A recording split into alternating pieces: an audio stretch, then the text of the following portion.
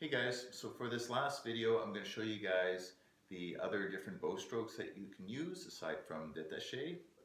The first one is using the whole bow, the bow in its entirety. So this is starting from the frog all the way to the tip and then back. The second one is called speccato. So speccato is off the string, like this.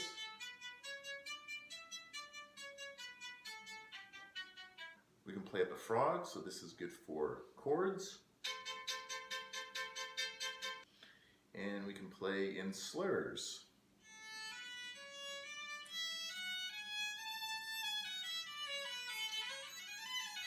So playing at the frog and playing speccato is a bit advanced, but I will give you some exercises that'll help you get started on those.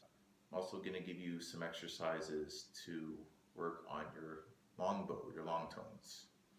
So the first one we talked about in previous videos, the spider exercise, going up and coming down. You can also do that starting sideways, okay, and going back. We also talked about balancing a quarter and keeping the wrist flat. You can add to it and do what we call pinky push-ups. So when you first start out, it's going to look like this.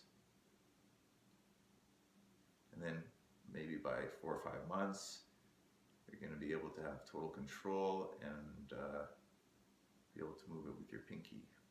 Okay, so that's called pinky push-ups, and that's going to help your playing at the frog.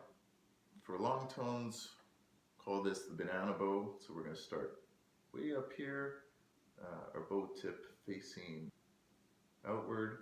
We're going to come in for a safe landing at the frog, using just a few hairs on the bow.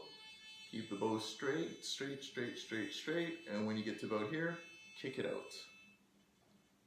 And then we come back, straight, straight, straight, straight, straight, straight, and out this way.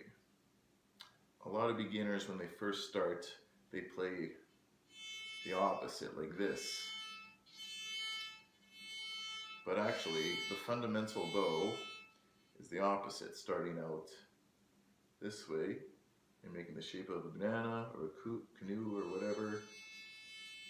Straight, and then right at the end, kick it out. And this is on the A string. As we start playing lower into the bow, we end up using more finger action, and these act as shock absorbers because it's pretty challenging playing in this part of the bow. So in order to get comfortable playing in this part of the bow, you see how my fingers are very active?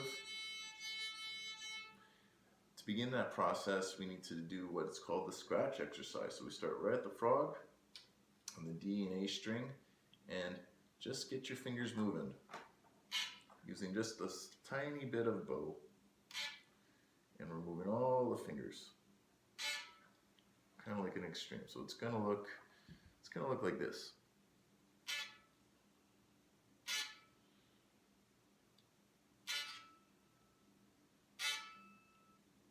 You can also practice your finger action by just taking the bow here, and this is called passive movement of the fingers, by pushing the bow that way, and your fingers should just follow.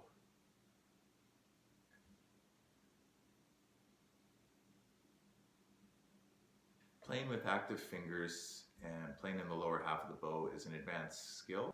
Really recommend that you play with a really good détaché stroke before you start incorporating the other strokes. They're quite advanced. But I would encourage you to practice the exercises, and especially the long tone exercises. So there you guys have it. 7 lessons. You know how to play violin basically, and you know, it's just the tip of the iceberg. So now that you know the basics, like, keep going and have fun.